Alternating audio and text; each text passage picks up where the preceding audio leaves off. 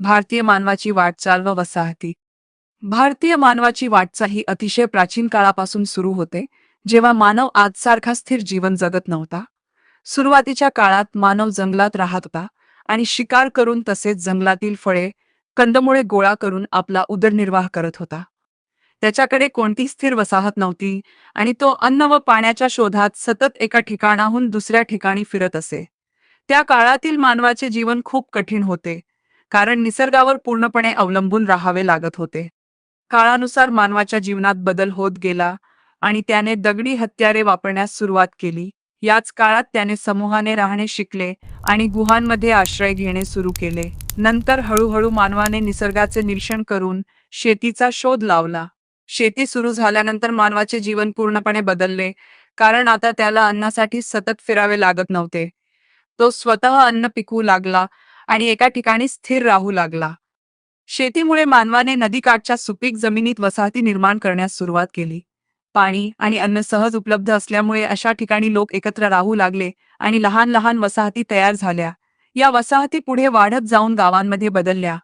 मानवाचे जीवन अधिक संघटित झाले आणि समाजाची रचना तयार होऊ लागली. अशा प्रकारे मानवाची वाटचाल ही फिरत्या जीवनापासून स्थिर जीवनापर्यंत आणि लहान वसाहतींपासून मोठ्या गावांपर्यंत विकसित होत गेली. मानवजातीचा इतिहास समजून घेण्यासाठी तो एकाच प्रकारात न पाहता त्याचे 3 मोठे भाग केले जातात, कारण प्रत्येक काळात मानवाचे जीवन, त्याची साधने आणि त्याची प्रगती वेगवेगळी होती. हा विभाग आपल्याला मानवाचा विकास कसा होत गेला हे सोप्या पद्धतीने समजून देतो. प्रागैतिहासिक काळ, प्रीहिस्टोरिक एज. प्रागैतिहासिक काळ हा मानवाच्या इतिहासातील सर्वात प्राचीन काळ मानला जातो, जेव्हा मानवाकडे कोणतीही लेखी भाषा किंवा लिखित पुरावे नव्हते. त्यामुळे या काळातील माहिती आपल्याला थेट पुस्तकांमधून मिळत नाही, तर दगडी हत्यारे, गुहेतील चित्रे आणि पुरातत्वीय अवशेष यांच्यावरून समजते.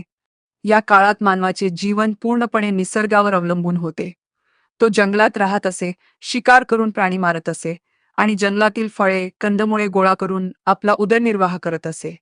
त्याच्याकडे स्थिर घर नव्हते, त्यामुळे तो सतत अन्न आणि पाण्याच्या शोधात एका ठिकाणाहून दुसऱ्या ठिकाणी स्थलांतर करत असे. हळूहळू त्याने दगडी साधनांचा वापर शिकला आणि समूहाने राहण्याची सवय विकसित केली. या काळातील जीवन अत्यंत कठीण आणि संघर्षमय होते, कारण मानव पूर्णपणे निसर्गाच्या परिस्थितींवर अवलंबून होता. 2. इतिहासपूर्व काळ, प्रोटोहिस्टोरिक एज. इतिहासपूर्व काळ हा असा संक्रमण काळ आहे जिथे मानवाचे जीवन प्रागैतिहासिक अवस्थेतून पुढे प्रगत अवस्थेकडे जात होते. या काळात काही संस्कृतींमध्ये लेखनाची सुरुवात झाली होती, परंतु त्या लेखनाचे पूर्ण अर्थ आजही पूर्णपणे स्पष्टपणे समजलेले नाहीत किंवा मर्यादित प्रमाणात समजले जातात.